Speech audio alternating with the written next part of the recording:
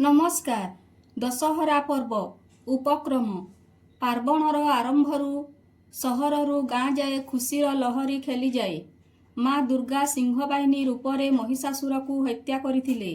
एही दिन हेउछि अधर्म उपरे धर्मर स्थापना, असत्य उपरे सत्यर विजय तथा अहंकार उपरे न्यायर विचार अटे। वर्णना महिषासुरर विनाश पाई देवता मानक आशीर्वाद रे माँ सिंहबाहिनी दुर्गा जन्मलाभ करथिले। आश्विन मास शुक्लपक्ष प्रतिपदा ठारू दशमी तिथि जाए माँ दश रूपरे पूजा पाती।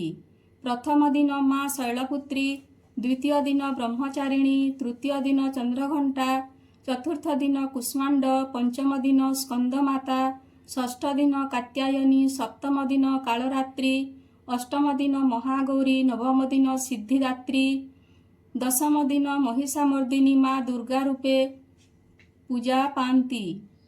पापींको विनाश पाई तिनिपुर को घोर संकटरू उद्धार करबा पाई माँ दुखहारिणी दशमी दिन तांको शक्तिशाली रूप दुर्गा रूपरे आविर्भाव होई महिषा असुरर विनाश कले। शेष कथा मांकर पराक्रमरू जना जाए जे नारी केबे अबला दुर्बला नुहे।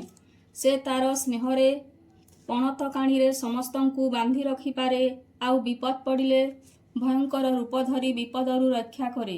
धन्यवाद।